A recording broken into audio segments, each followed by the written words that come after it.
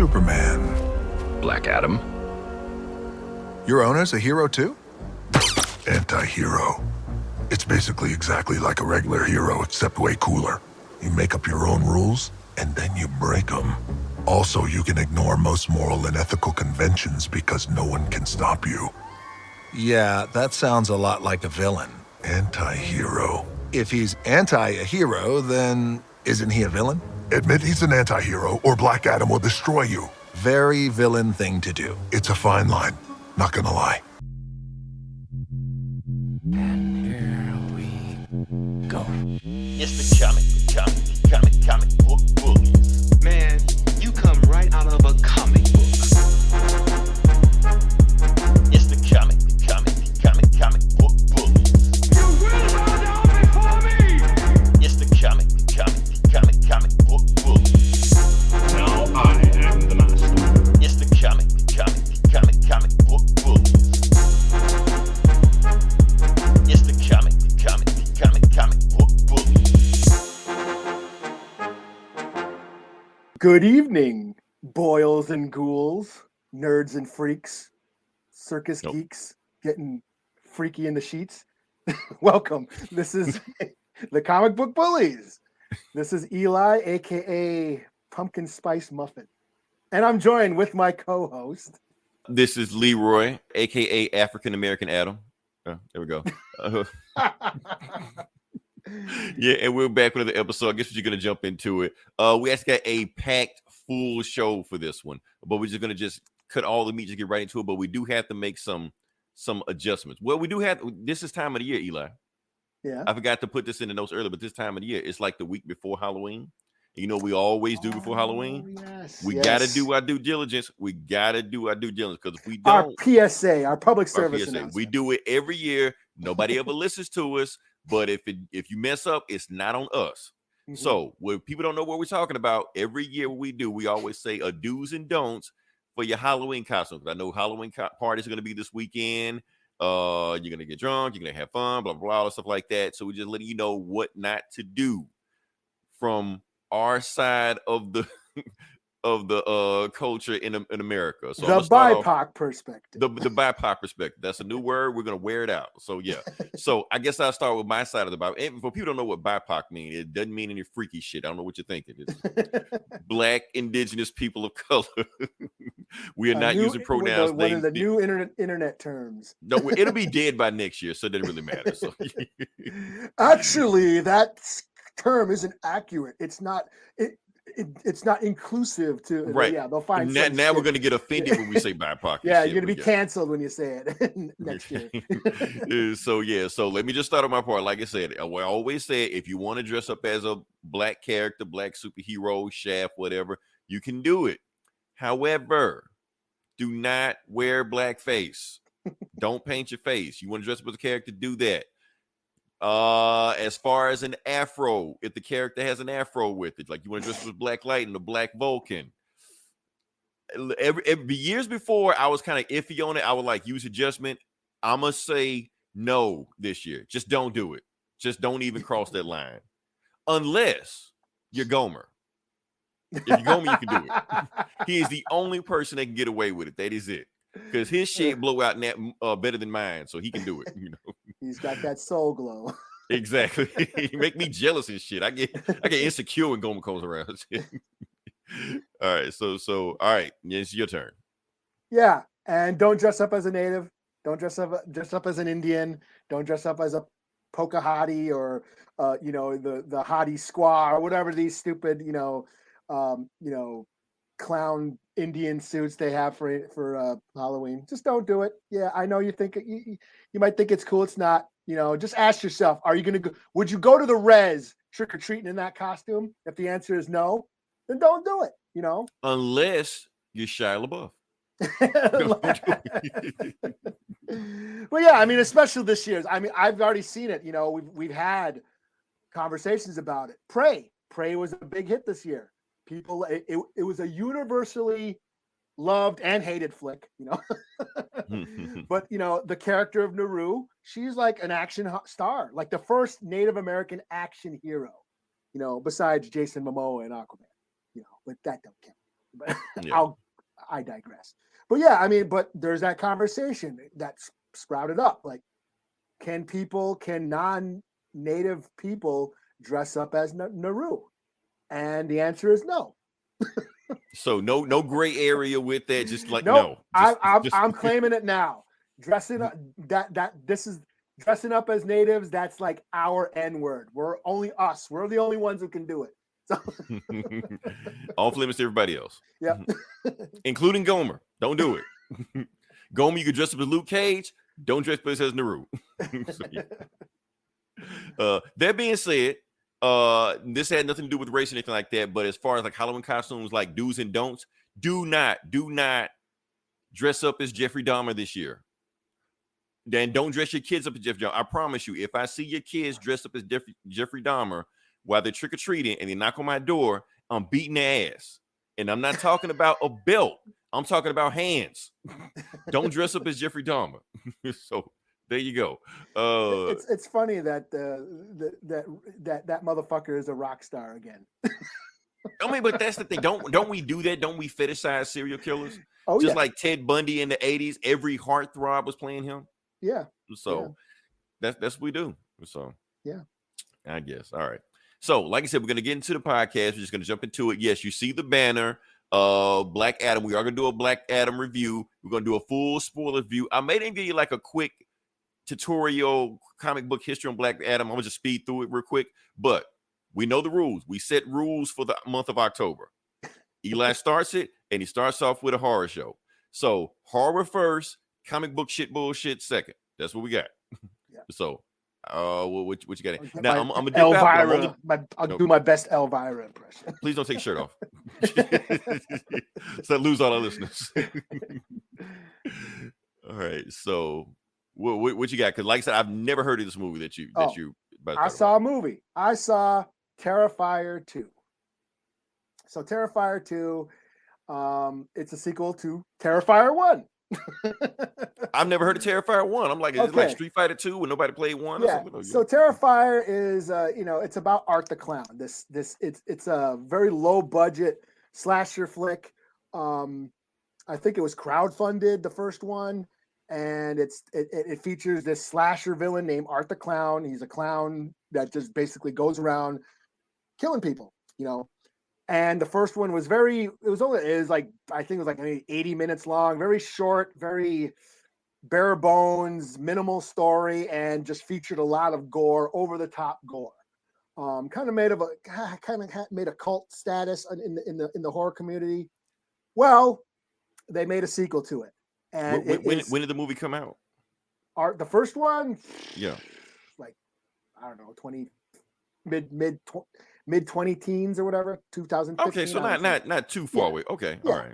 yeah. Like I said, these are low budget movies that are, they're indie horror, no studio backing, so they do it themselves, and it probably takes time for them to, get this done.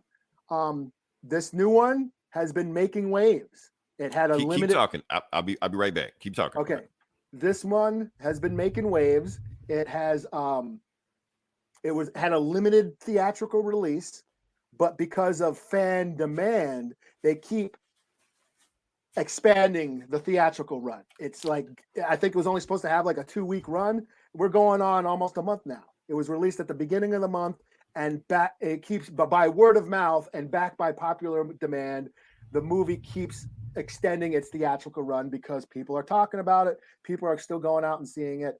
And it's making a pretty hefty profit for what it was, for its budget. This ain't no $1 billion Disney movie. It's not making those numbers, but for an indie horror movie, it's making a profit. It's making waves. So just going to show you that the horror genre is not dead, especially at the box office. And one of the things about this movie is the hype. People are hyping this up that this is the grossest movie ever made. They were handing out barf bags at the theater. There's been reports of people passing out. Was this movie theater. you were talking about last week? Maybe. Was I talking about it last week? You were saying some movie that people were like getting wheezy and couldn't walk into. I can't remember. Probably, yeah. Okay.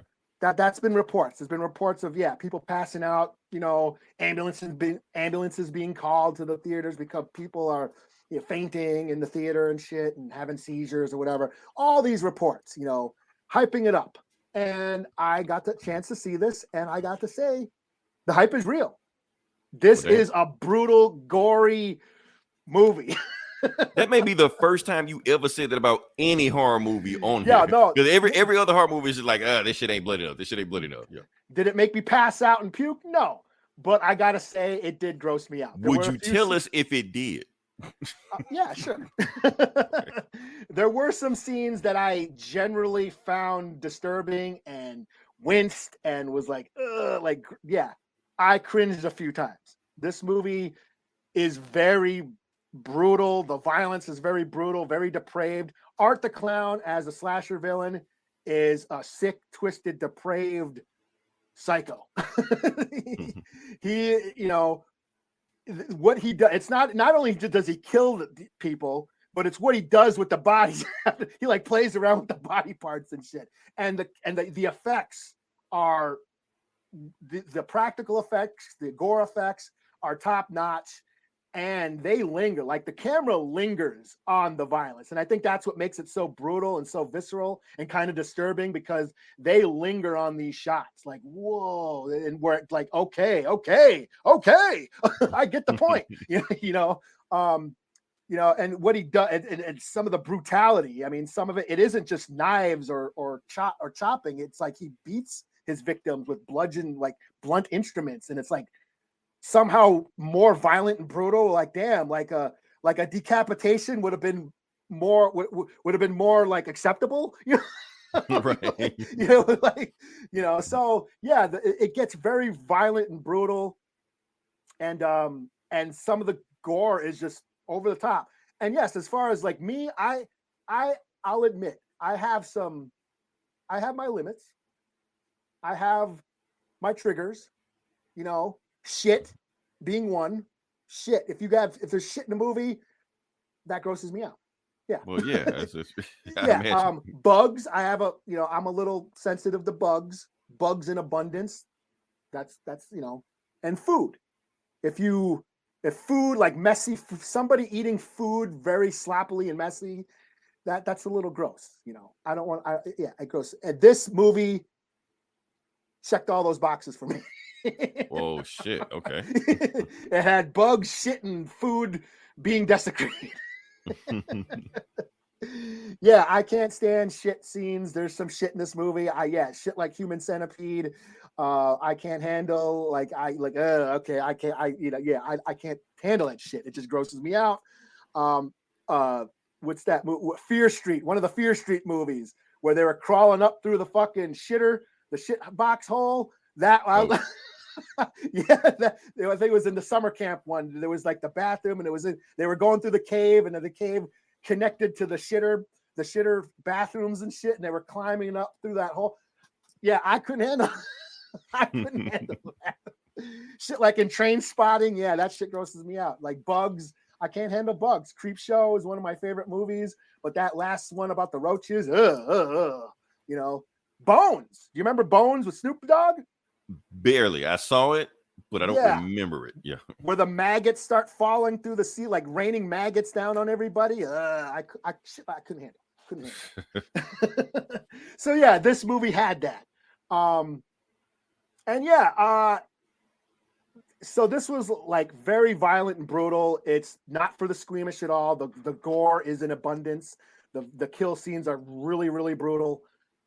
But the movie is like 2.5 hours long, which is like nuts. What horror movie is that long? Yeah, exactly. Like a slasher movie, usually they're not that long. Right, they get to the point and get out. Yeah, like unless you're like backed by a studio, like It, like Warner Brothers did with It. Those were like 2.5 hours, or Midsummer or whatever. Yeah. Some of these A24 horror movies are like fucking long drawn out dramas. This is like 2.5 hours of carnage. I did feel the length at times. Again, I'm getting old and I'm tired. I was busy all weekend. You sit me down, I'm gonna start chilling and relaxing and dozing off. And towards the end of this movie, I'm like, damn, I'm feeling the length. I think it could have been cut. You know, some people are like, oh, I could have watched another hour of this. They should have had this 4 or 5 hours long. Blah, blah, blah, blah.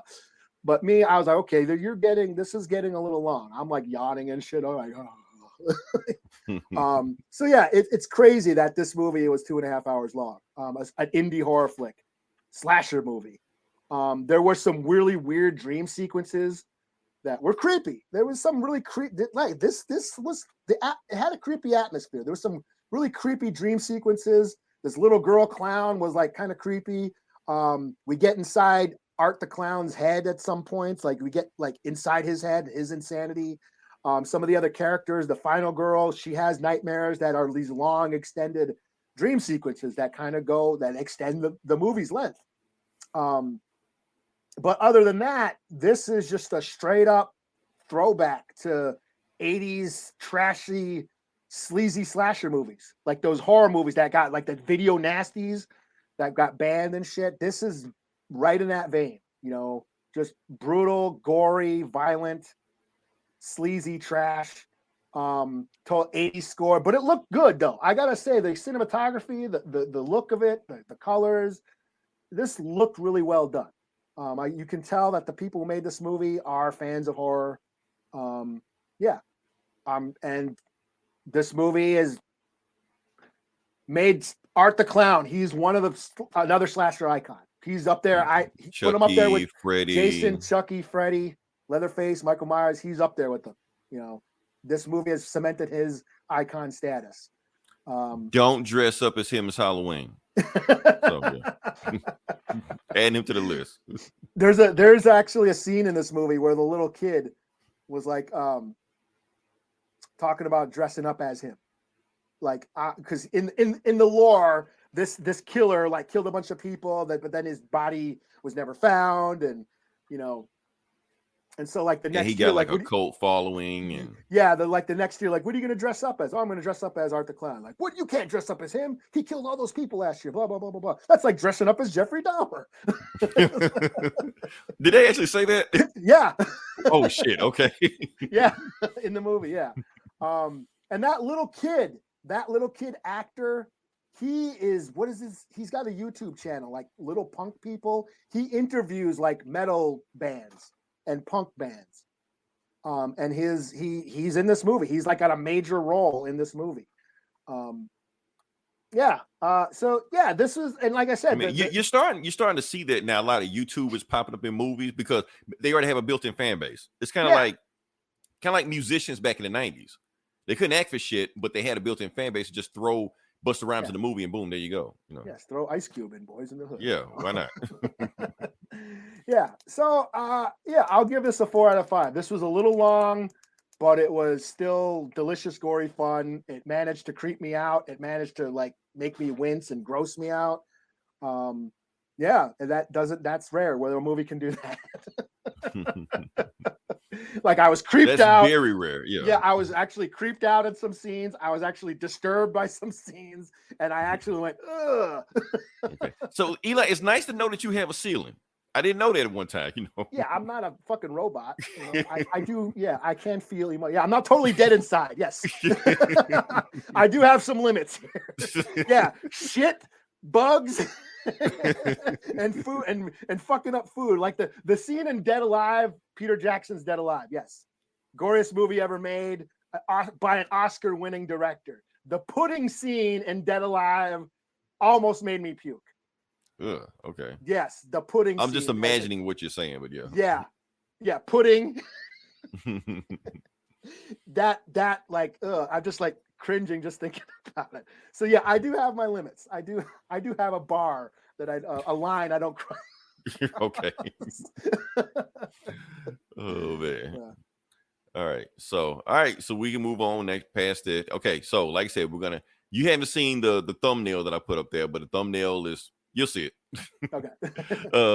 So we're gonna start off. We're gonna talk about Black Adam. We're gonna review Black Adam. I did get a chance to see it this weekend. I saw it in IMAX, where my normal theater that I go to. I'm gonna do a quick little recap history on Black Adam. I know a lot of people have no idea who the fuck a Black Adam is or why Rocky's playing him. So I'm gonna just do a quick thing. First thing I ever knew about Black Adam, first time I ever saw him was on Super Friends. First time I ever saw him. So he was part of Legion of Doom. Looked goofy. That's exactly what he looked like. So now him playing The Rock, kind of weird, but it's a thing. I do want to let you know that Black Adam did not start off as a DC character. Not originally. He was originally with Fawcett because, like I said, he was with that Shazam, Captain Marvel. All those guys were with a different company at one time. DC got mad because they said he was ripping off Superman, so they sued them basically out of business, and then bought him like decades later. So that's what happened with that. So that's why he's a DC character now. So now you see Shazam popping up all over the place, and now he's a big thing. He was just a villain. We started off wanting to conquer the world, wanting to just fuck shit up. That's all he wanted to do until around like the late 2000s in 52. Not New 52, 52. There's a difference where they kind of started making him like an anti-hero where he has limits of stuff he won't do as far as he won't go. So that's the thing right there. And that's the Black Adam thing. Yeah, I got some more stuff I got to say, but I'm just speed on through it. So this movie is a prequel, spinoff, and sequel to Shazam, the movie that came out 2018, whenever it came out. So do you need to watch this movie before watching Black Adam? No. Matter of fact, if you ask The Rock, he'd probably tell you no. But there is a small thing that connects them both together, like the wizard that's in Shazam is the wizard in here. Yeah, but they don't explain why he says Shazam in this movie. He just says it. That's another thing about this movie. I'll get into it in a second, but they don't explain a lot of shit. They just throw you in there, just let you go, you know. And that's what's going on right now. So as far as that, this was the #1 movie this weekend. I think 100 whatever something. They keep saying it's the biggest movie of Rock's career, and as far as opening weekend, it's not. It's a bold-faced lie. Fast and the Furious 7 did more than this domestically than this movie did it over the weekend. So don't believe that bullshit right there. But they are promoting it hard because they're saying, 90% on Rotten Tomatoes audience score. That is not a lie, but it's spin.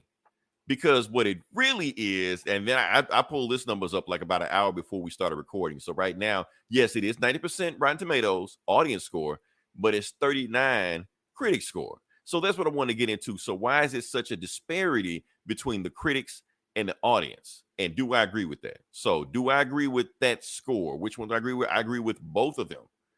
I went and saw this movie, and I think that score on both sides is completely accurate. Because the way this movie is constructed, critics will hate it, but general audiences will love it because it checks the box of what they're looking for. Now, let me go into detail about it. I'm about to actually get into the movie. So, if you're looking now, critics-wise, if you're looking for a movie with a good plot, good dialogue, characterization, those things, this movie ain't that. But if you're looking for WWE SmackDown with basically replacing the wrestlers as superheroes that throw buildings to each other, you get that. You get that because it's pretty much just a 90-minute fight scene, the whole movie. It's just dudes just beating the shit at each other just the whole time with a little bit of plot thrown in there between each other. Like I said, they don't explain a lot of shit. They go through like maybe a 5-minute detail about Shazam, Black Adam, how he got his powers, and then he's just beating ass. That's it. So if you expect like a big 30-minute of who he is and how he is as a character, fuck all that. He's The Rock. That's all I need to know. He's The Rock and he kills people. He's not even playing The Rock. He's playing Batista. He's playing Batista as Drax the Destroyer because he does that whole sarcasm, I don't get it shit. So that's pretty much The Rock's whole thing in this movie. I do like now I'm going to break down what I thought about the Justice Society in this movie. Both the other Justice Society members like Hawkman was awesome. I got pissed off because I was thinking like Alfred Haas should be the new Black Panther. He can nail it in this movie. He was pretty much playing T'Challa. It's not like, damn, he's too fucking cool to be in a DC movie, but I deal with it, you know. So he played the role. I kind of want to see him in his own side story or whatever, you know. Dr. Fate, Pierce Brosnan was awesome, of course. He's Pierce Brosnan, what you expect. He was awesome in that. So those two guys playing off Rock was pretty much the meat of the movie. They carried the movie. Now, as far as the other two Justice Society members, Adam Smasher, he was okay. Funny thing about him, he kept fucking up because he was a rookie. So every time he fucked up, he was pretty much the comic relief of the movie. So every time he fucked up, it was funny. Crowd got a laugh. Tornado Girl filled out the roster, I guess. I don't really know what she was there for. You got people that can throw buses and shit, and all she can do is throw wind. So when she throw a wind at Black Adam, he's like, "What the fuck? What are you doing?"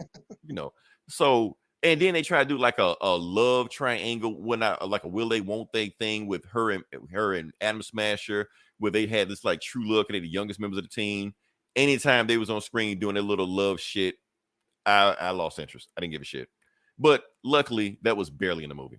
Now as far as not explaining shit, I do want to say that even though they didn't explain anything in the movie, DC did. I don't have that thing. They did have like a comic thing that they dropped like that you were supposed to read that I don't think anybody read, and I don't have that information right now, but that's it. But yeah, that's what I think about the movie. Like I said, the action was awesome. Each action scene was framed differently, and the one thing you want to see this movie for is Black Adam killing people, because Black Adam killed a bunch of people, killed people in creative ways. It's the first time I ever seen a dude beat another dude with another dude. Like somebody shot a rocket launcher at him, he blocked the shit with a dude, threw the dude in front of him. I was like, oh shit, that's cool, So and they throw some stuff in there. They throw some, like, it's a plot twist at the end, but I mean, at the end, it's like, okay, you're trying to give us some plot. Okay, cool. But there is some social commentary in this movie that I think people are going to gloss over, not going to pay attention to, because they just think it's just a brain dead action movie. They're not looking at the social commentary, like the whole thing about morality. Is morality, like, is good and evil black and white, or is good and evil relative? Because, spoiler alert, there's a scene in the movie where the JSA has to rescue a kid. And the bad guy's like, if you either give me this MacGuffin that's going to destroy the world, or I'm going to kill this kid. The JSA is almost like, kill the kid, because we can't let you destroy the world. And Black Adam's like, no, you can't let the dude kill the kid. So it's like that whole morality thing, like who's being moral, or even just the fact that the JSA is basically America, just a society of America. So they America, like 100% of this movie, it takes place in Kahndaq. Well, 90% of this movie takes place in Kahndaq, a foreign country. And they basically go out of their way to make a point that Kahndaq has been under, occupation by this warlord for the last 27 years. They've never seen the JSA show up before. But the moment Black Adam shows up, a foreign power in Kahndaq that can rival something in America, now they show up. So I do feel like that's a small commentary in it, because like I said, it's going to be a worldwide movie. And I think as far as Americans, we're too dumb to catch that shit. But other countries will realize that shit. Yeah, I agree with that. Because they even go at the point that when the JSA show up, they get booed. And when Black Adam starts killing people and throwing people off buildings, shit like that, they're clapping and cheering for him, even though the JSA try to stop him doing this shit. So I like that they put that in there. It's small, but it doesn't weigh down the movie. Like I said, this is in between buildings getting destroyed. So it's there, but it ain't gonna take you out the movie. So it does have some other DCEU Easter eggs in there. Like I said, Amanda Waller is in there. Hardcore is in there. Hardcore from Peacemaker shows up. So I'm like, okay, they tying all this shit together. Okay, yeah. So Rock is doing that. And the big spoiler. So let me see if I can. Yeah, the big spoiler. I think everybody knows this, like the worst kept secret in the world. He shows up at the end. Him. Y'all know who I'm talking about. Kal-El, Superman, and yes, it was Henry Cavill. Henry Cavill shows up. It was a pretty awesome line, because Amanda Waller talking shit to Black Adam at the end. You're like, okay, you're stuck here in Kahndaq. You can't get out, because if you get out, you're dead. And he's looking at it like, I'm dead. No power on this planet can stop me. And she's like, who said anything about sending the power from this planet? I'm gonna send something not from this planet. And that's when Superman shows up, blah, blah, blah, all the stuff like that.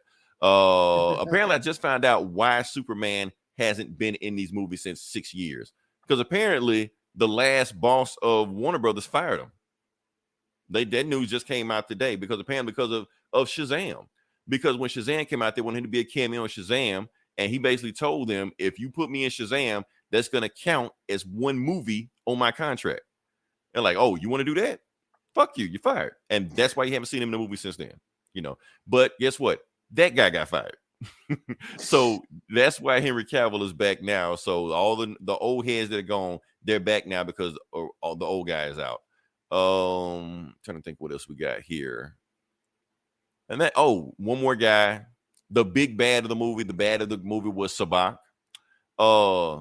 He's not a Black Adam villain. He's another Captain Marvel Shazam villain. But since Shazam ain't gonna fight, we just had him fight Black Adam. So his thing is he's just like Black Adam. Where Black Adam got all the 7 Egyptian gods, and Shazam got all the Greek gods. Well, he got all the 7 like devils and shit. Like Sabak stands for like Satan, something, Beelzebub, whatever, all that stuff like that. That's what his name stands for. So he was evil and shit. A lot of people have a problem with the third act because, and I agree, the third act does turn into another DC movie because DC has a bad problem with this. Just like Marvel has a problem with all the bad guys have the same powers as them and they just fight the clone of themselves. DC has a problem where all they do is just fight big CGI monsters that just don't show up until the third act. Doomsday, whoever the fuck that was in Suicide Squad, Ares, yeah, Star. I like Starro, but it's part of the trope also. So I got to throw Star in there too. I love you, Starro, but you in there too. So, but that's what and the same thing was about. He doesn't show up until the very end. You think the movie is over, and then he shows up and just start killing people and raising an army from hell and shit. You're like, where the fuck this guy come from? You know. So it's another thing, but the way Rock beat him, Black Adam beat him, I guess it doesn't really matter. Rock, Black Adam, whatever. The way he beat him, I was like, you know what? I can forgive it because even then, the third act was still awesome, even all that bullshit that was going on. So like I said, if you just want it, look, if you're a fan of The Rock and if you're a wrestling fan, this movie's for you because it has the same like energy as a wrestling match. It's basically like a music video. It's like a 90-minute music video, how fast it moves. That's the thing. It may move too fast for people. I was loving it. I was like, get in, get out, you know. They almost kind of shot it like they were trying to mimic Zack Snyder's aesthetic, even though it wasn't Zack Snyder's aesthetic. It was colorful. It was bright. You had a lot of shit going on. There were jokes, but it wasn't like overly done with jokes. It was like dry humor most of the time. So overall, like I said, I'm still trying to, after I came out of the movie, I'm trying to think if I like this movie or love this movie. I don't know. It's somewhere in between there. Because like I said, I know the critics don't like it because it's not cinema. You know, this is just another, brain dead shit. You know, like, well, all you're going to do is just go have fun and watch movies? Like, yeah, that's what movies are for. I mean, it's not 3 hours long. No, like, it's okay to have fun at a movie. It can just be fun. I understand that, the plot could be, and a lot of people complain about the dialogue. They were like, the dialogue too stilted and nobody really talks like that. I don't think they're supposed to talk like that. These aren't people. These are gods. These are godlike beings throwing shit around and shit like that. So I think everything they say, they're supposed to talk with a purpose. And I think people are misunderstanding The Rock's performance in this. They were like, oh, why is he doesn't have any charisma? He's not supposed to. He's a fucking murderer. So he's not supposed to have like charisma and smile and joke and shit like that. He's supposed to be angry all the fucking time, So here's my rating for this movie. I got to give it a 4.3. Not quite a 5. Not quite a 4, 4.3. It's right there in the middle. Because if you put it on a scale of 10, it's 8.5. That's what I give it, So, yeah, awesome movie. I saw Superman at the end. I'm pretty sure every DC fan was like doing a Soul Train line outside of the theaters when they saw that shit, So, yeah, I recommend it. So, yeah. Cool. So, I guess we move on to the next part of podcast. What is the next part of podcast? What is next? I think it's still on me. What is this? Oh, yeah, it is on me. I keep talking. Okay. We got Creed 3. Yeah. Oh, I can say some stuff. Okay. Oh, about Creed? Oh, no. Go for it. Whatever you want to talk about. Yeah. Oh, yeah. No, Creed 3's. Oh, you're talking about Creed. Oh, okay. Yeah, no, I thought you just want to just generally get some shit off your chest. I can contribute to Creed 3 as well. Oh, I thought you just. I thought you were going to go into a confessional or some shit. I got something to say. Okay. All right. So, yeah. So, we're going to talk about Creed 3. We're just going to jump into it. What do I want to say about Creed 3? Like I said, I saw the trailer. I didn't see Creed 2 because honestly, I was just like, you did. What you think? It was all right. It wasn't it's good. It wasn't as good as the first one. Okay. I didn't even watch it. Yeah. Yeah, but it was cool. It continues the story. We get a little bit more in depth with Creed and what's her face? What's the girl's name? She's going deaf. She's going Yeah. like she's really going deaf. Like yeah, she was like So she's getting worse every movie. yeah, she's getting worse. Like that, they expand on that. And yeah, it's just a redemption thing, you know. I mean, he gets to face the guy, well, the son of the guy who killed his dad. So there's that. But no, it's okay. It's not bad. It's just not as good as the first Creed. The thing is, I love the first Creed movie. I did too. Yeah, I did not think that movie was going to be that good, but it was great. You know, I think it's one of the best superhero movies ever made. And it was a worthy continuation of the Rocky franchise. That's how you reboot a franchise. Yes. Yeah, like that's the perfect way to reboot a franchise. It kept the franchise going, you know, and that's how it's going. Now, as far as the movie here, I am so glad they didn't make Jonathan Majors Clubber Lang Jr. or some shit like that, Mr. T's son. I was like, if you did that, I was out. I'm done with that, you know. But what they did with it, where, you know, he's like they were, you know, childhood friends, brought him in, shit like that. I was like, you know what? I can deal with this, even though that's the same plot of Rocky 5. You know, is it? Did you remember Rocky 5? Tommy Gunn, Tommy the Machine Gun. Yeah, I do, but I don't remember details. It's the same plot, yeah. But they feel like they're making a better version of that movie because the plot of Rocky 5 was 5. It's just the execution of it sucked. You know? Okay.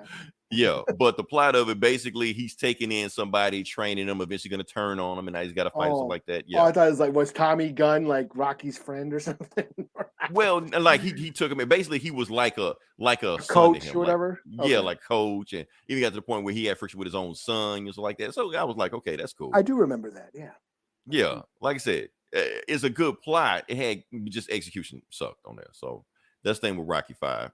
But Creed 3 is doing that, and a little bit of Rocky 3 also. Even though he's not playing Clubber Lang's son, he kind of had the same motivation as Clubber Lang, where he felt like he's owed something, and this guy is too pampered, you know, so you got to take him down. Mm-hmm. So a little bit, I see that in there. But yeah, just showing you a clip of it. So like I said, that's it. Michael B. Jordan, Jonathan Majors, you know. First thing when I saw that, the first thing that popped in my mind, Killmonger versus Kang. As soon as I said that, boom, Boss Logic posted that shit up there. So I'm like, oh damn, okay.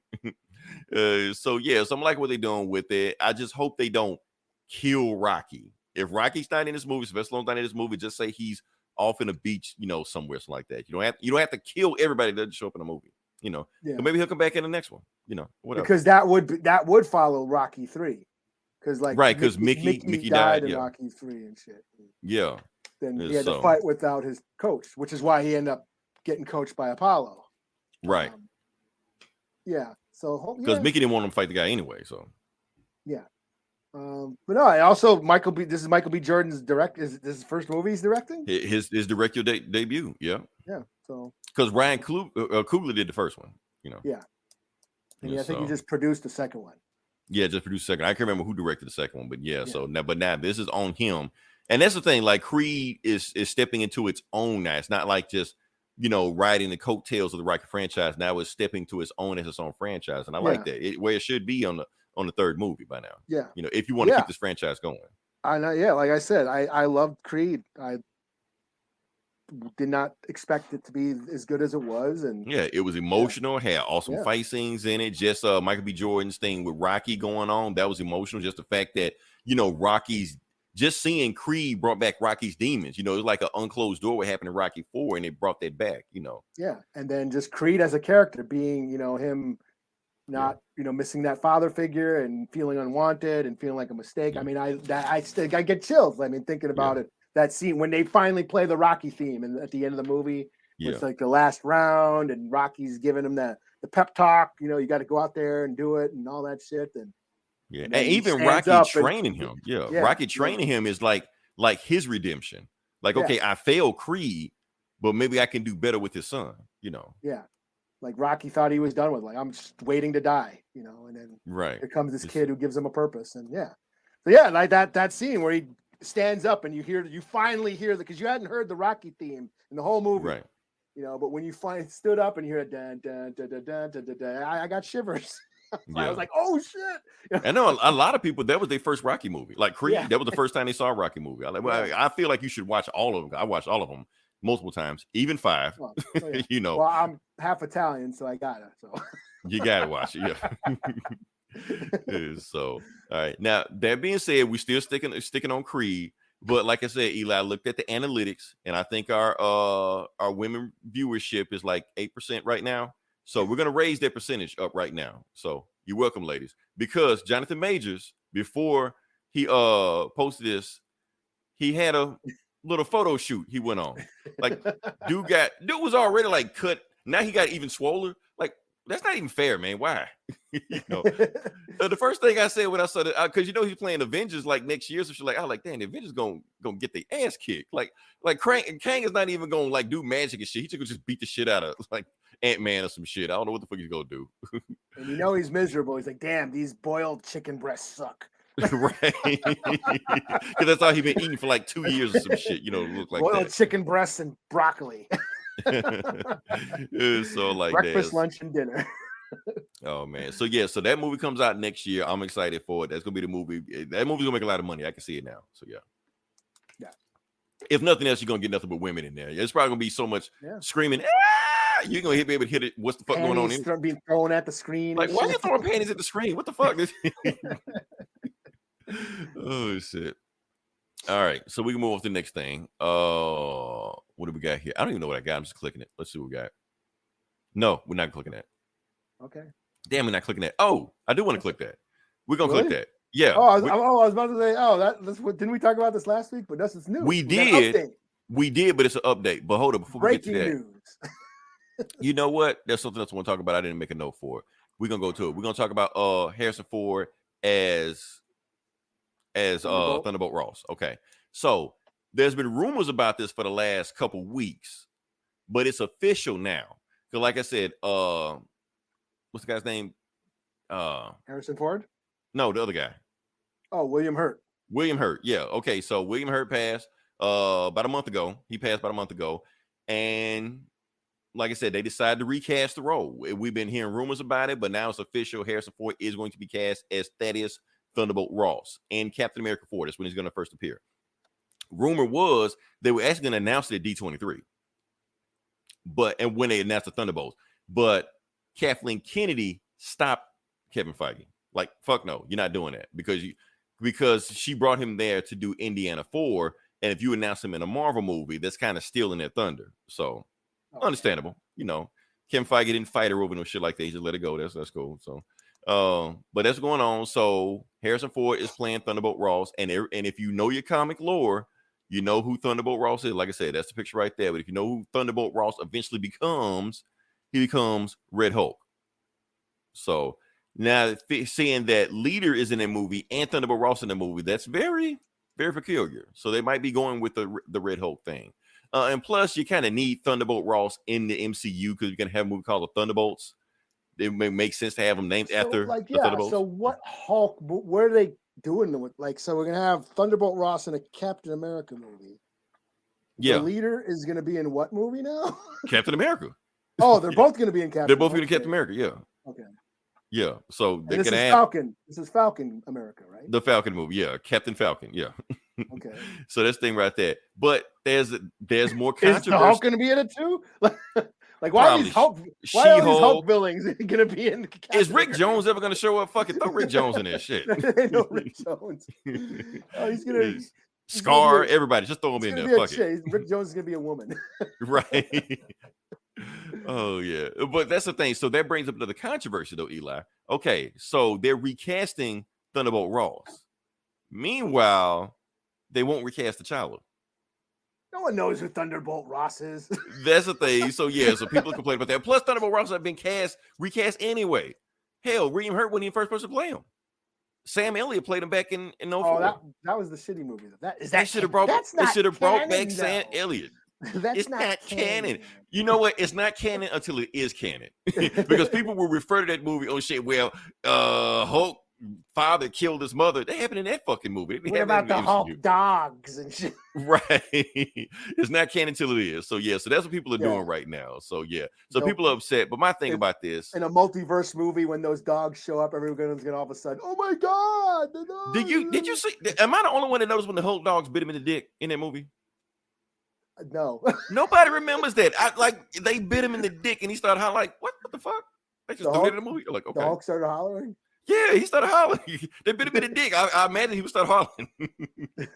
But yeah. My thing is about this. Like I said, we could talk about this recast the child. Look, it's the multiverse. Marvel can do whatever the fuck they want to. So yes, that does just because they didn't cast him in this movie doesn't mean he's never going to be recasted. So all this petitions, whatever like that, do whatever the fuck you want. I don't care. But calm down. Don't get upset over this shit. I mean, because like I said, nobody gives a fuck about Thunderbolt Ross anyway. So yeah.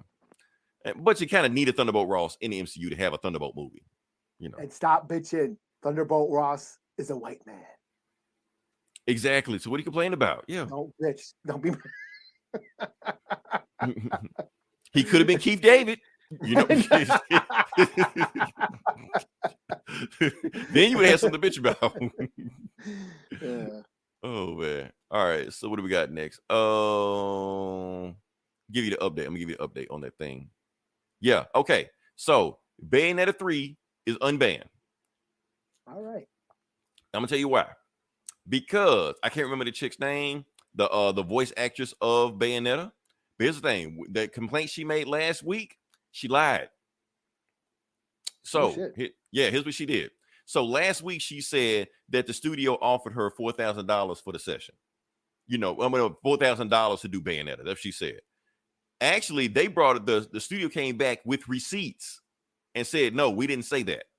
We said we're going to offer $4,000 per session, and it was going to take about 5 sessions, which would be about $20K. That would have been her payment for Bayonetta. But it says she came back and wanted, I want 6 figures, and I want points on Bayonetta on the sales when it hits this Christmas. And they were like, hell no. So that's what happened with that. So she lied, trying to squeeze them out, trying to boycott, stuff like that. She really fucked herself up with this shit. I mean, even coming out saying, even if it was true, she would have fucked herself up anyway because people don't want to deal with, bothersome people. But now that she lied on them, trying to get a whole studio canceled for some shit, fuck up. So, yeah. I got no sympathy for you. So, I don't have a Switch, but if I have a Switch, I'd go buy a Switch, just play Bayonetta just to spite you. So, yeah. So, that being said, move on to the next part. Still sticking to the video game section. We're just flying through this stuff right now. I played a video game. I'm not going to talk too much about it. We're just going to run through it as fast as possible. I played Gotham Knights, the new Batman-ish game that came out. Okay. Shout out to everybody that saw the stream. Eli, I know you said you saw the stream. Fat T saw the stream, commenting on stuff like that. See if I can pull stuff up. Yeah, it is an interesting game. I'm going to see what I got to talk about it on there because first off, the game got like a 10-minute cutscene on it, and it's fucking amazing. It's Batman fighting Ra's al Ghul. I did watch that. Yeah, fight Ra's al Ghul. And the thing is, I'm not going to show it to you on here, but when it basically the point of the movie, the point of the video game is that Batman dies, and I'm not talking about he disappears and he's never heard from again, just like that. No, they show the body, like the Robins find him, he's dead, like chopped up. Ra's al Ghul did a number on him. They bury him, funeral, whole thing, and then the rest of the game is on. You were shocked. I was watching while you playing it. You were like, "Oh my god, it's his body." I wasn't because it shocked me. Yeah, like said Eli, you have your threshold, I have mine.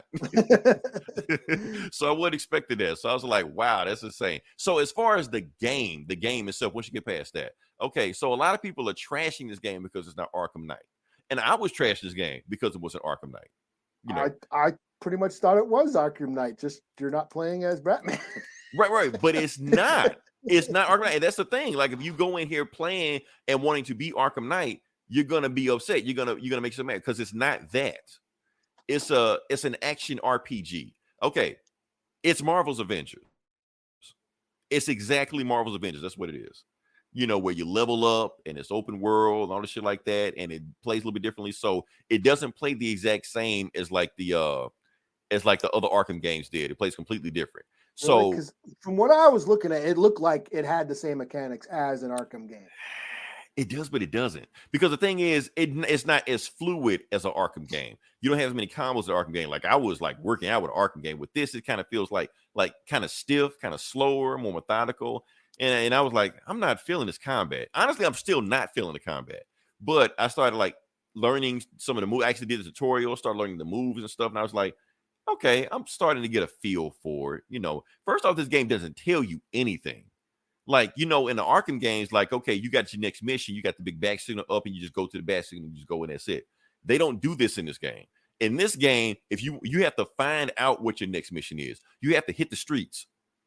You have to hit the streets, find informants, thieves, bums, mobsters, beat the shit out of it, and find out and interrogate them and find questions. Where are the drugs plant, blah, blah, blah, and they will tell you where to go next. So I kind of like that aspect. It makes you feel more Gotham-y. So now, do you have to just pick some random asshole on the street, or does it actually say, "Hey, go get that guy"? It says, "Hey, go get that guy." But the way it works, like you gotta get the last guy. It's like, okay, you go in there and it'll tell you, "Hey, it's somebody in here. Go get this guy." But if you fight him and you kill him now or beat him up, you ain't gonna get him. So yeah, of course. Cool. Is that considered cool?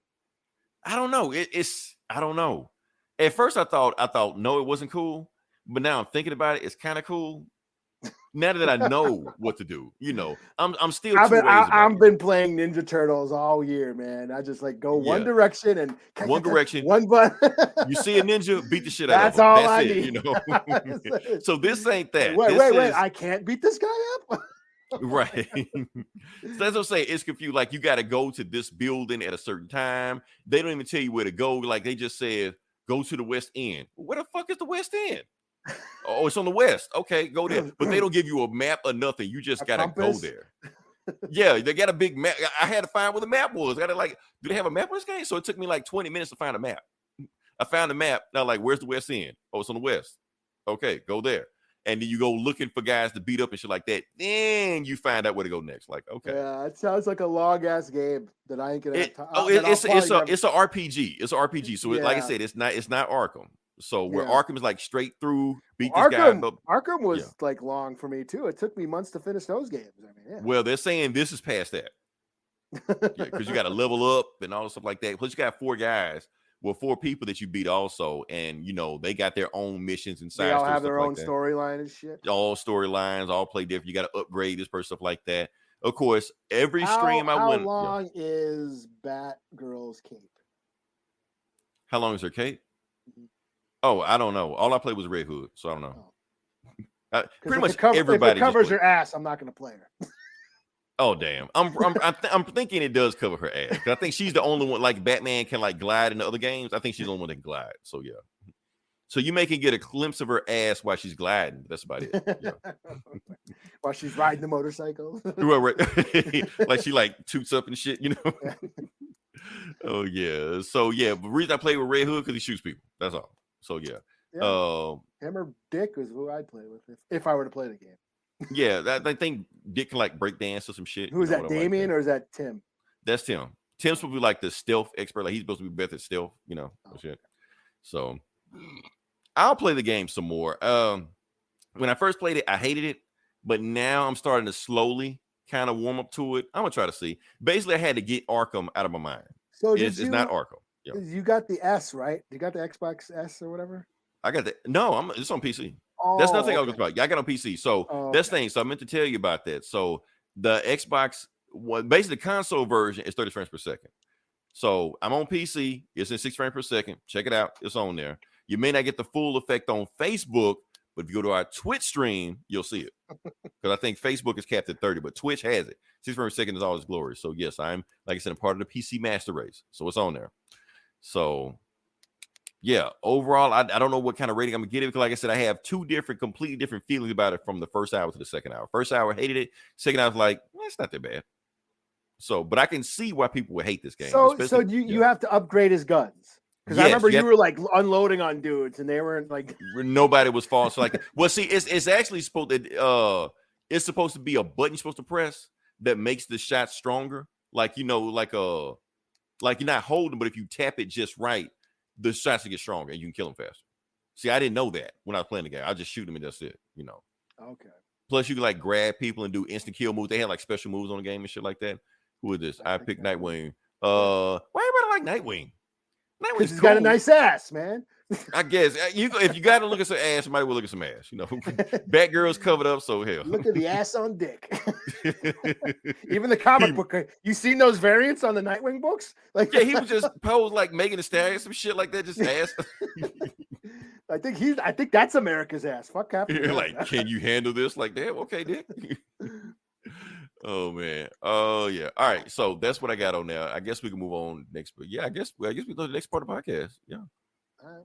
Yeah. Like I said, this Comic Book Bullies, where we're talking about comic books. And Eli, I'm gonna let you start off because I think you got more books than me. But yeah. All right. Well, speaking of Nightwing, Nightwing's ass. Nightwing's ass. I'll do Nightwing 97. Okay. Let's see. He's the OG ass. Yeah, this might be my book of the week. I really dug on this. You know, I didn't read much. Everything was just like kind of okay. But then this is really good. And this was like the last book that I read. I was like, wow, that was really cool. So this is in the aftermath. This is a new arc. This is the aftermath of that whole Blockbuster. Blockbuster's dead. That was his name, Heartless, that serial killer that rips his heart out. Steals people's hearts and shit. Killed Blockbuster. Blockbuster is dead. They're like in the more. Oh, you know what? I should have showed that. I'll grab that panel. So Blockbuster's dead. Fucking Ravencroft. Bloodhaven. There's a power grab. All the gangs are like, who's gonna take over Bloodhaven now that Blockbuster's dead? So they're preparing for that. So they get Sal Maroni. They're questioning him. They're like, "Yo, he's still alive?" Yeah, he's alive. They're interrogating him. What's her face? Montoya. They're like, "Yo, Blockbuster's dead, and he left all this evidence. He had all his paperwork, all his records. Have basically names everybody. They got evidence on everybody from Blockbuster's records, where his money's been going, who he's been dealing with, and Salvador Maroni is like one of them. And they're like, we basically got proof, you know. Or you can flip a deal, and you know, because we're all going. You guys are all busted, you know. It's just a matter of time before we get on. So we'll make you a deal. So Salvador Maroni is like, okay, sure. But you know, we're gonna take you back to Gotham to testify. So this turns into that movie SWAT, or the scene from Dark Knight when the semi scene and shit. So basically they got to transport Mulroney back to Gotham, and it's the cops, it's Nightwing, like they're protecting Mulroney. And sure enough, a hit squad comes, tries to kill him. They fight him off. They take him into these woods and outside Gotham and shit, and they're hiding him in there. They find one of Batman's hideouts, like one of his bunkers, his secret bunkers that he has laying around the city, and they're hiding out in there. And then they end up like drugging Mulroney and give him tranquilizers, and him and Babs, you know, Batgirl, like, hey, he's out for he's gonna be tranked for like hours. We got the whole place to ourselves. So they end up banging, and then.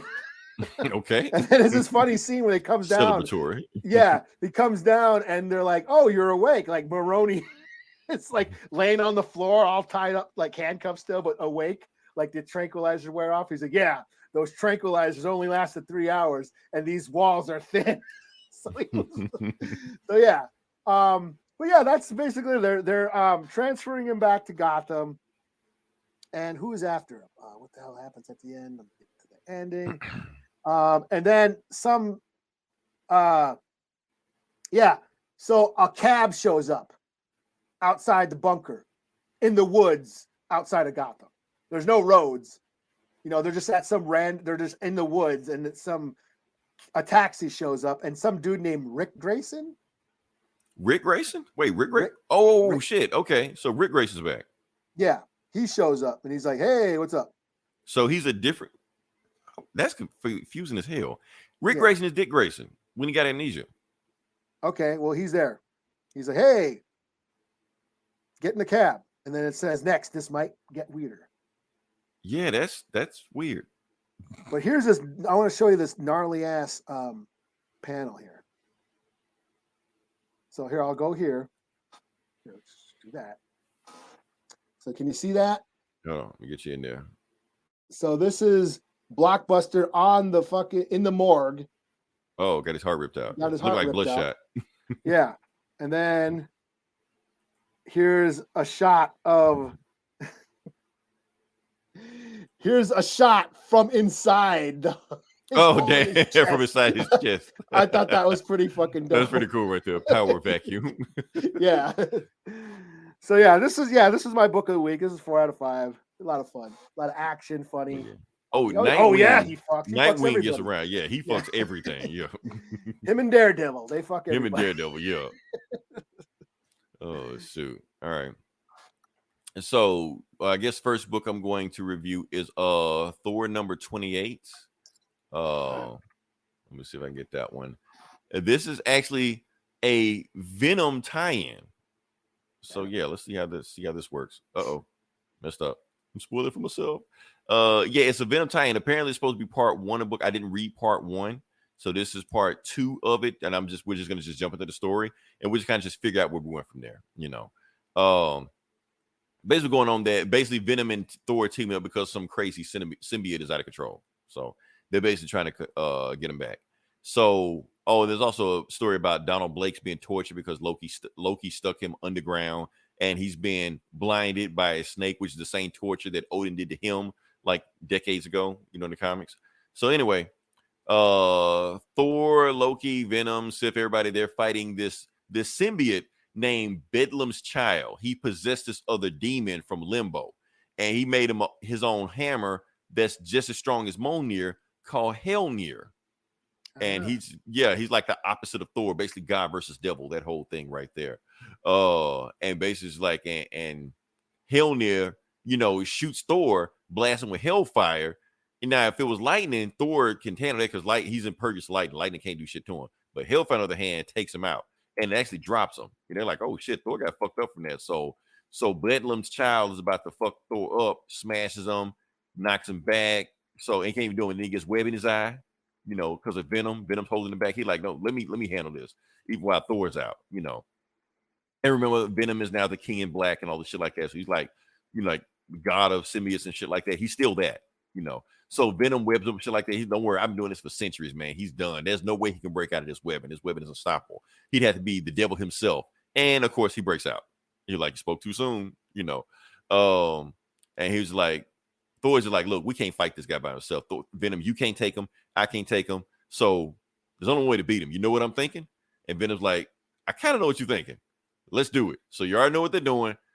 Venom, he absorbs Thor and basically becomes a symbiote Venom. And Loki gave him a crazy name. I can't remember the name he gave. But anyway, you got Venom, like Venom King of Black. Yeah, here's the money shot right there.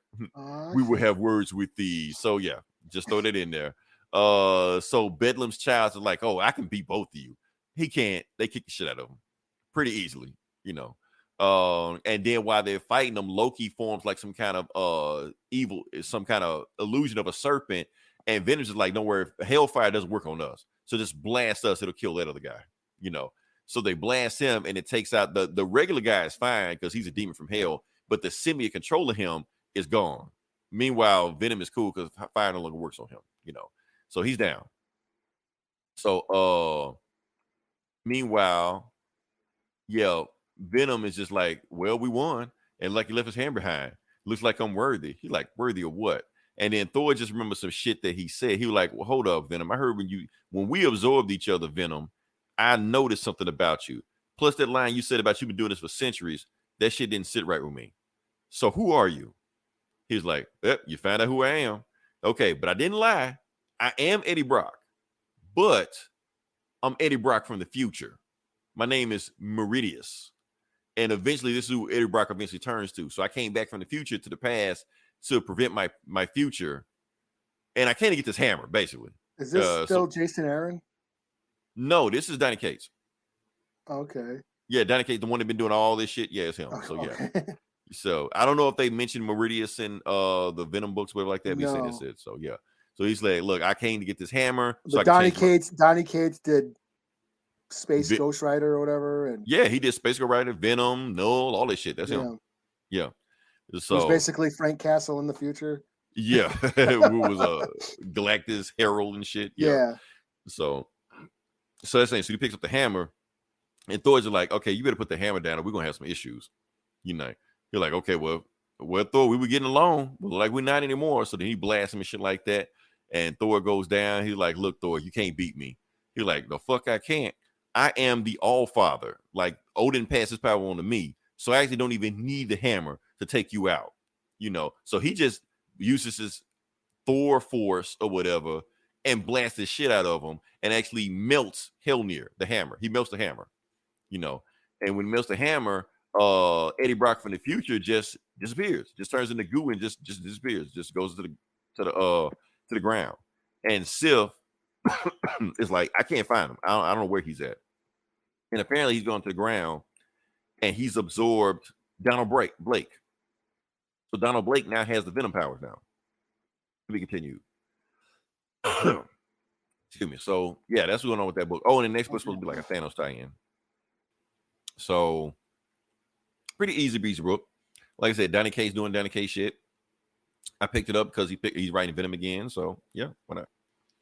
Cool. So all right. I will do on to Marvel. I will do Alien #2, the new arc, the new story arc. in the second issue is a new story arc. Yeah. Damn. This is what Icarus or Icarus or whatever.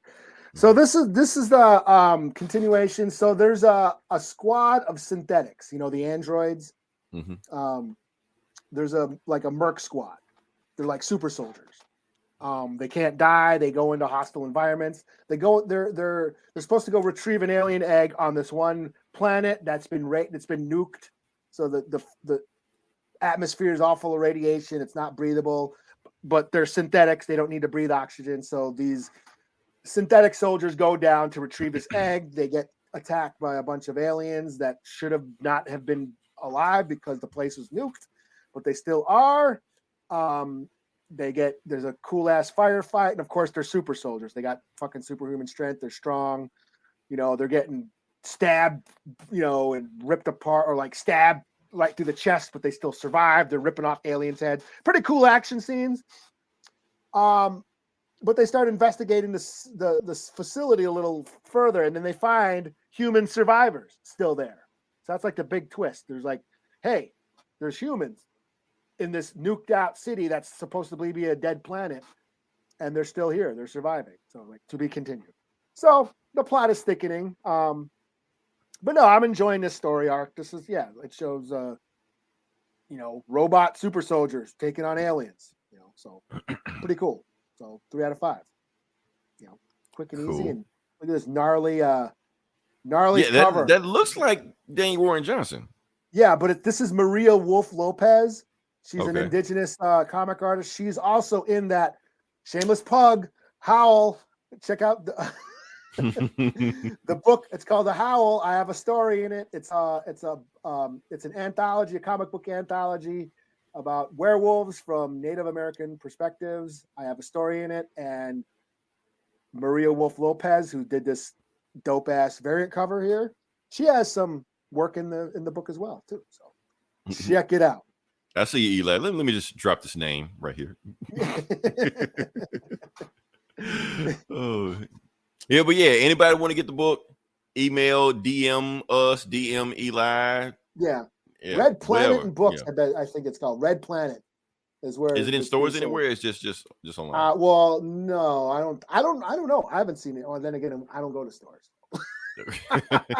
Like I said, anybody want to get on? Just hit us up. We'll get you contact. Okay. Cool. So next book I'm going to do is I don't know why I'm still sticking with the book, but I guess I'm gonna stick with this book. Captain America #8, I guess. Is this Falcon America? One? Yeah, Falcon America, that one. Yeah. A new story arc. So it's a brand new story arc from one before. So we're jumping off of that. Damn, where they went to. Brand new story arc. Basically wrapped it up where Black Americans were trying to migrate to Wakanda. T'Challa shut all this shit down. So they gotta find that basically he's just like, I don't know what to do next. So yeah. So this story starts here, and this is kind of a weird story, but I'm gonna see where I can pick up from there. Hold on, let me see if I can find that thing. There we go. I think I found it. Okay. So yeah, new story arc. The name of this story is Pax Mahonda. And I'm gonna try to fill in the blanks the best I can in this story, even though I've been keeping up with the story. So we're at the UN, and the Prime Minister of Mahonda name is, what is her name? Johnny Scorland or something like that. She's the Prime Minister of Mahonda. So if you don't know what Mahonda is, which I understand if you don't, because they barely mention it in Marvel Comics history, Mahonda is like a neighboring country of Wakanda. So it's not, Wakanda's not the only fictional African nation. Mahonda is also, but on the other hand, Mahonda doesn't have the peace and serenity and the utopia of Wakanda. Mahonda's fucked up. Basically, Mahonda is kind of like a stand-in for either South America or even Rwanda. Basically, apartheid, you know, slaughter, war, civil wars, ethnic cleansing, all the stuff like that. They don't get into detail in this story. That's why I'm kind of confused on what her whole point is. But I'm filling the blanks and I'm thinking that that's what they're trying to do. They're trying to put this with Rwanda and South America, stuff like that. Because what she's doing is she's asking the United Nations for reparations. I want reparations for my country, because we need to start the healing now, because she talks about, you know, the slaughters and the genocide that happened in the country like that, and how, you know, it's set back, you know, the classism has, you know, destroyed her country, and she wants to rebuild her country, feel like reparations for those that have been oppressed can do that.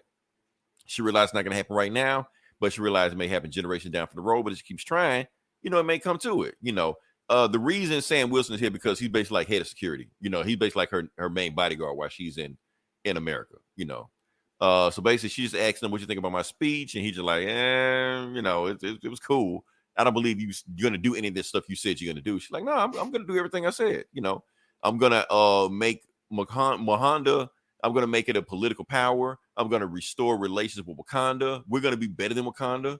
We're going to have the best buildings. We're going to have the best arts. Hell, we got rappers too. West Africa ain't the only ones that got them, you know. Matter of fact, the stuff what y'all did with Wakanda, where they tried to, you know, invite Black Americans down there. Sam, we can bring your people to our country. And Sam is like, okay, you talking a good game, but yeah, I don't believe anything you're saying, you know. But he's still going to protect it, you know, stuff like that. So he's asking, you know, Falcon. Still throw me off anytime Sam Wilson says Falcon, you know, because he's talking to Falcon, that guy, you know, and he's basically like doing up top lookout, trying to make sure nobody is, you know, bombarding and stuff like that. But that's when they get like a little thing. Yeah, this guy starts getting a heart attack, and it turns out that guy is her grandfather, you know. So she realizes something going on. When he falls down, gas starts hitting the ground, and they realize, okay, something's not right. So Sam takes the prime minister and flies out of there, you know, because they know they're under attack. So while they're flying out of there, and while Falcon, you know, takes care of the granddad, while they're flying, they get two assassins with jetpacks coming straight for them. So Falcon, you know, does a barrel roll, you know, the barrel roll, you know, but it doesn't knock them out. I guess these guys are better than normal, so they're still in their feet and they're flying at them. So he throws like his shield, you know. He does this thing right here. This is pretty cool right here, where he like covers her with his wings while they're shooting at him. But while he's covering the wings, he can't fly, so he's falling, you know. But right before he hits the ground, you know, he does his little things like this. So I thought it was pretty cool. Throws a shield, asking Falcon how he's doing on his end. Falcon's like, okay, everybody's been evacuated. The medics are coming to get the granddad to make sure he's okay. So, but when the medics get there, they stab him in the neck. So apparently the medics were, you know, not who they said they were. So Falcon's down, and he hears them, like he hears the communication cut off then, so he knows Falcon's down. They're like, oh shit, this is going bad to worse, like real quick. Meanwhile, they do plant something on his buddy, and then next thing they know, beep beep beep beep beep, it blows up. You know, Falcon protects himself with his vibranium wings.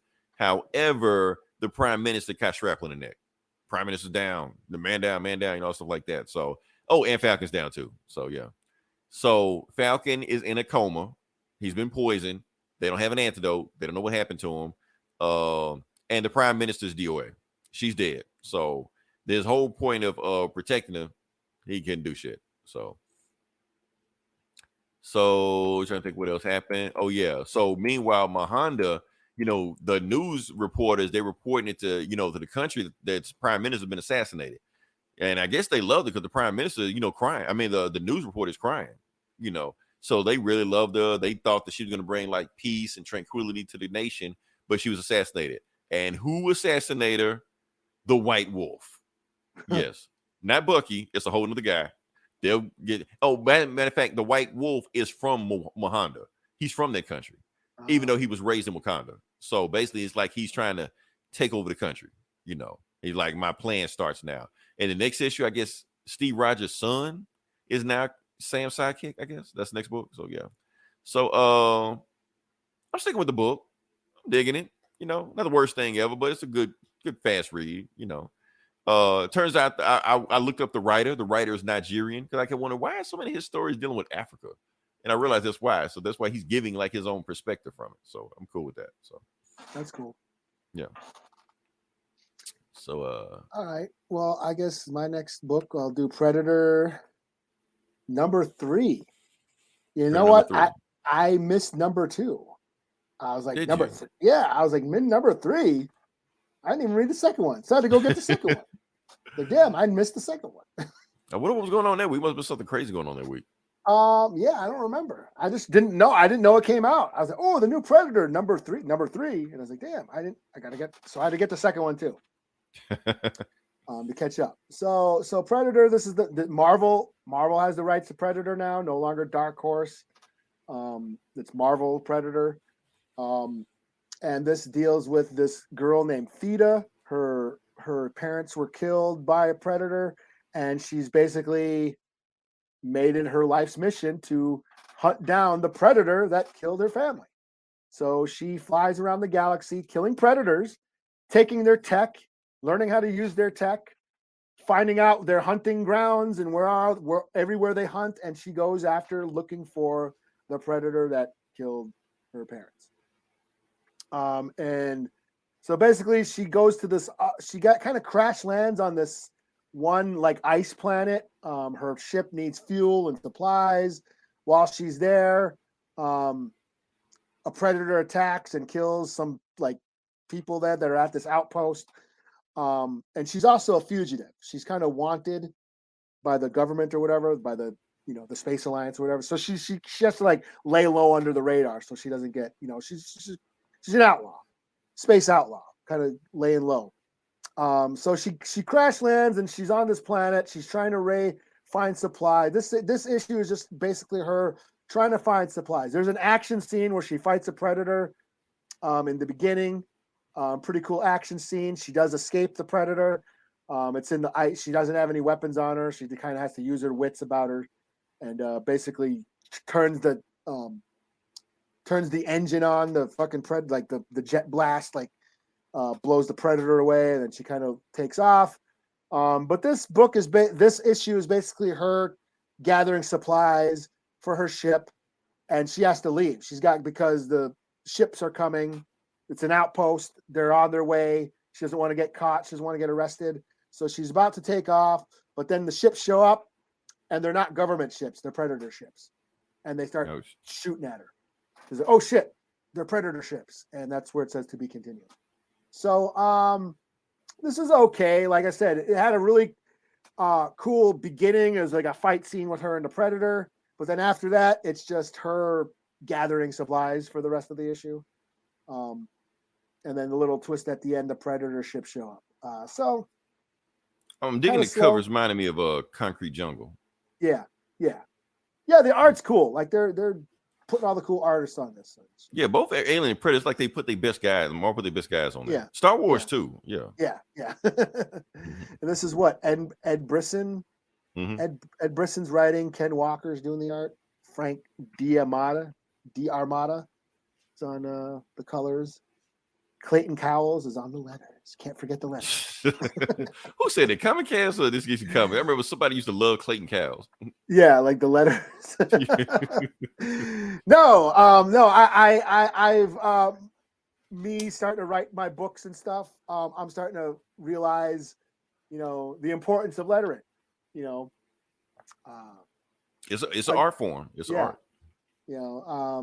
Like sometimes I wish I could have edited. I didn't like back to my book, A Howl, which is available now. I wish I could have edited a little bit because I felt like, oh crap, my letters are covering up all this cool art. All my words are covering up this cool art. I wish I could. Okay, Tenant History Coach. Let Yeah. me go into my monologue. Yeah, I wasn't trying to. Yeah, this ain't a Deadpool comic. This is.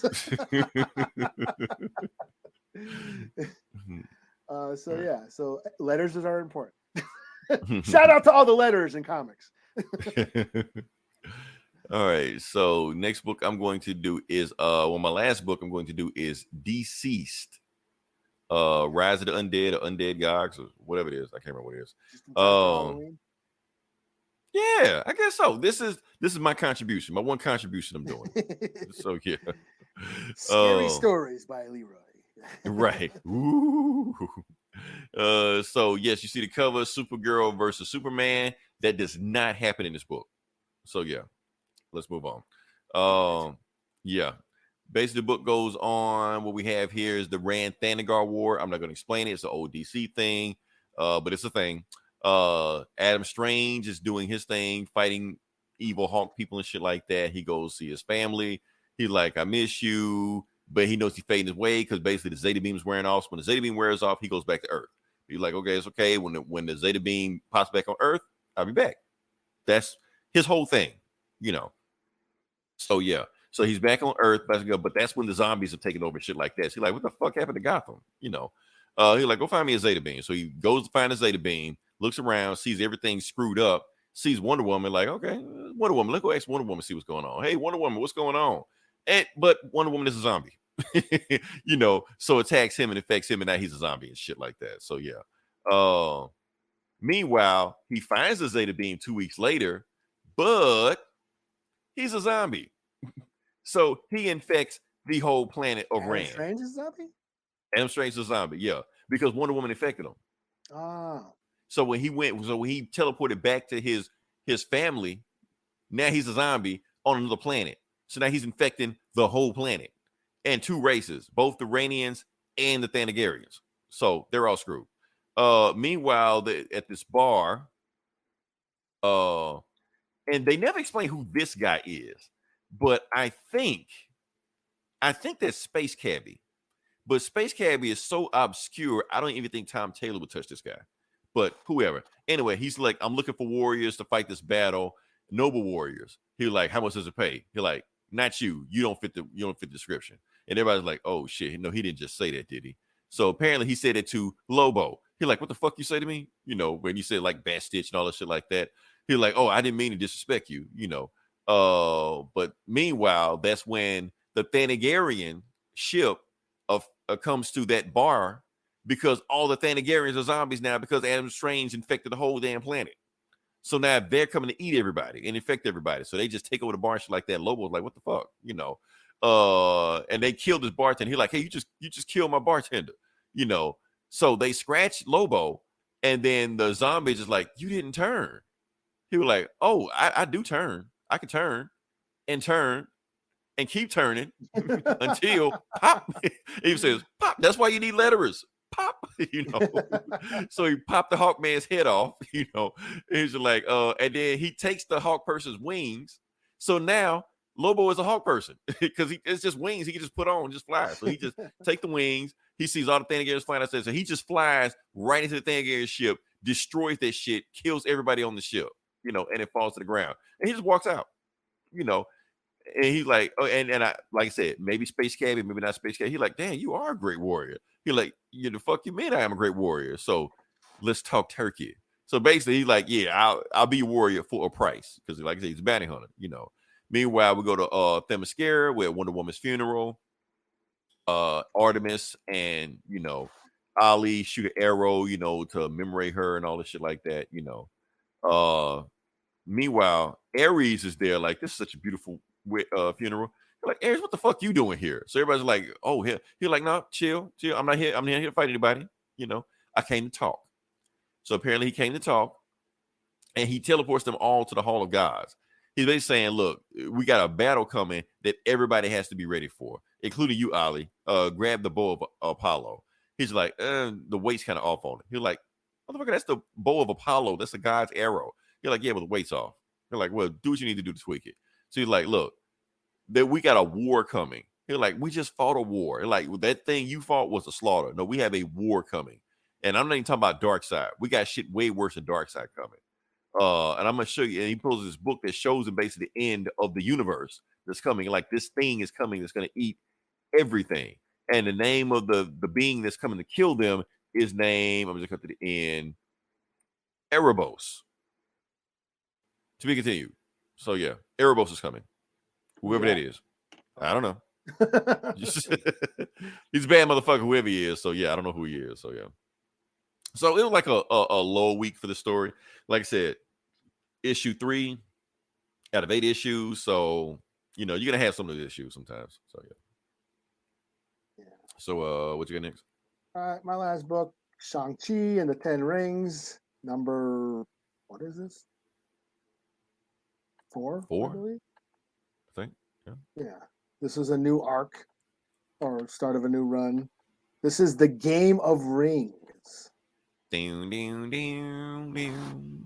So basically he gets Shang-Chi just gets called into this tournament, another dimension, where he's now the possessor of the 10 rings, these powerful weapons. We saw them in the movie.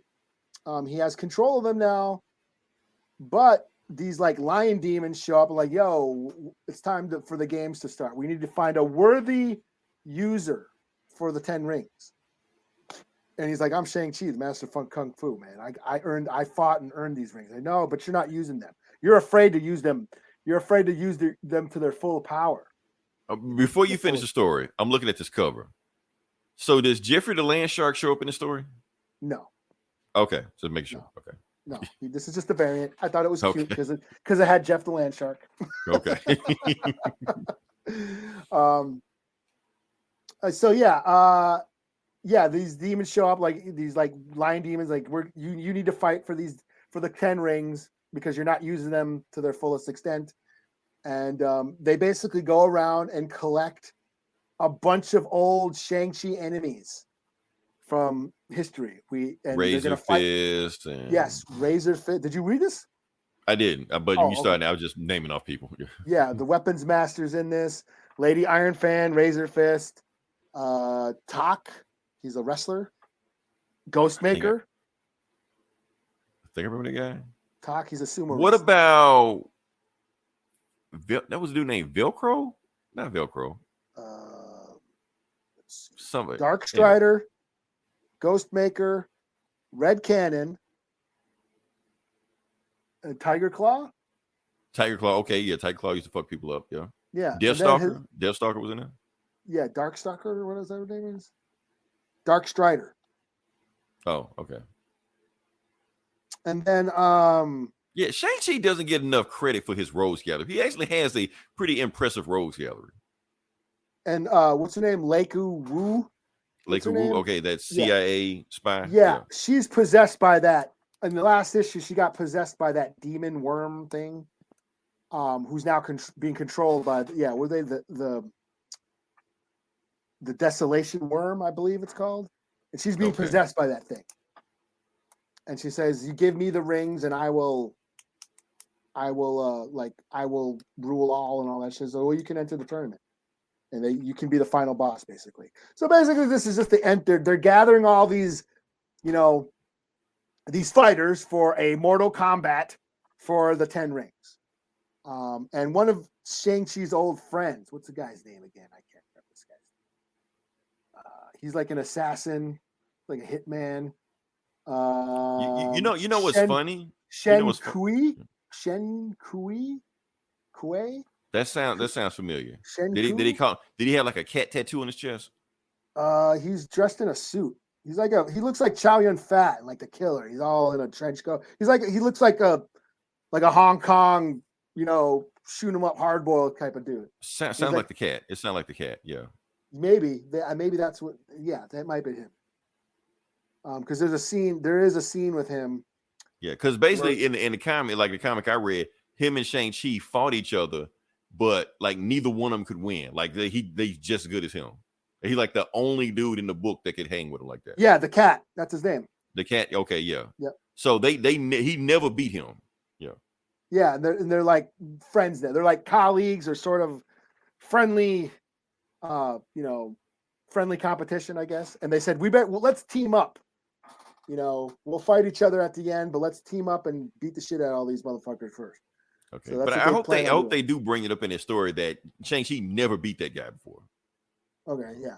Well, he used guns. I mean, he looks like I said, he's got a long black trench coat. He's using the dual fucking 45s. Okay, that's a new thing. He never used guns before, but Yeah. whatever. Do And what you want. yeah.